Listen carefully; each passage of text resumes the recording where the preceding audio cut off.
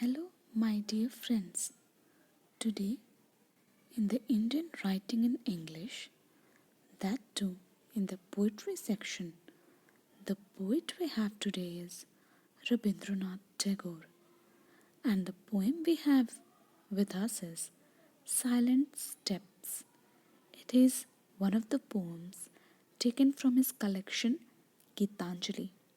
So, we'll begin the line by line analysis of this poetry titled Silent Steps. So, let's begin. First, we'll start with the introduction of Tagore. Rabindranath Tagore. He was a philosopher, humanist, freedom fighter, educationist, poet, musician, and artist. He won the Nobel Prize in Literature in 1913 for his work Gitanjali. Gitanjali was the collection of English poems which was originally written in Bengali but later translated in English by Tagore himself. And I must remind you here is Tagore is the only or one and only author who has received the Nobel Prize for Literature from India. Obviously, he is the official national anthem writer for India and Bangladesh.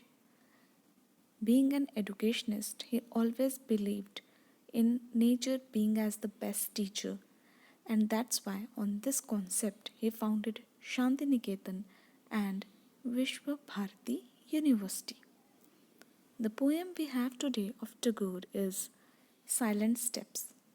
It is one of the poems taken from Gitanjali itself, and as we know, Gitanjali is replete with the message of God, with the invokings to God, the God who is omniscient, omnipresent, omnipotent, who is the most powerful, who decides the fate of this world, who is the energy to whom we all bow down. And I must also point you out that Tagore always believed in the God who is in the form of an energy, who we must not seek him in temples, or it's not necessary to count the beads and follow him. But even if you just believe in God, that is all, that is everything, that will give you the energy or the power to achieve something in your life. So here he enhances that philosophy. He's talking about the silent steps of the God who is everywhere around us in nature, in the very essence of nature. And this poem is written in free verse. Let's read it. Have you not heard his silent steps? He comes, comes, ever comes. So, who is this he? Obviously, he is the Almighty, he is the God, he is the most powerful person or the most powerful energy that is around us. You can worship him in any way, any name. Call it Ishwar, call it Allah, call it Jesus, whatever you may like, you may call it. But obviously, we cannot hear him coming, we cannot see him coming, we cannot hear his silent steps when he comes.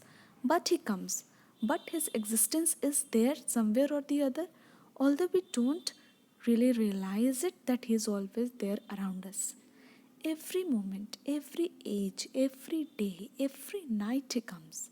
So he's every time around us, in the morning and the night, at every moment, at every age, at every day. He comes, ever comes. Many a song have I sung, in many a mood of mind, but all their notes have always proclaimed, He comes, comes, ever comes. So Tagore says that he has devoted many songs. He has composed many songs in praise of God. And all those songs always assert this fact, always declare or proclaim this fact that God is there and He will come for your help whenever you are in need. In the fragrant days of sunny April, through the forest path He comes, comes, ever comes. In the rainy gloom of July nights, on the thundering chariot of clouds, He comes, comes, ever comes. You see, here he is imagining God in the form of nature.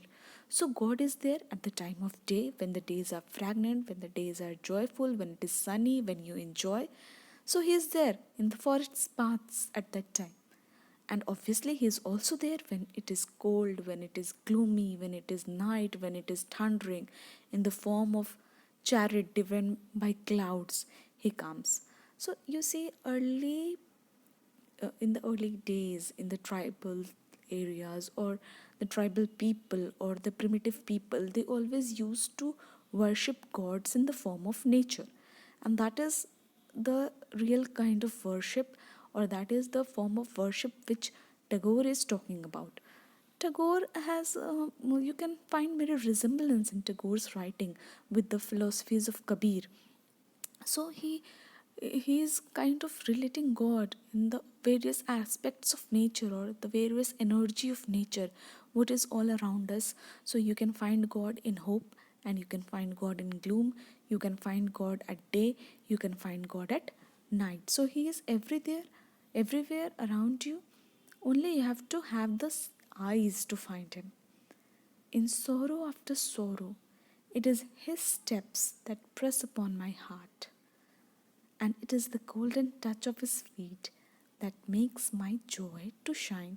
So again he says that in sorrow, when I am sad, when I am alone, I can feel the presence of the, or the steps of the God. Where does he come? He comes just inside my heart. I can feel those steps pressing upon my heart. And it is the golden touch, the healing touch of the God, the mesmerizing touch of the God that makes me shine with joy, that makes me happy once again.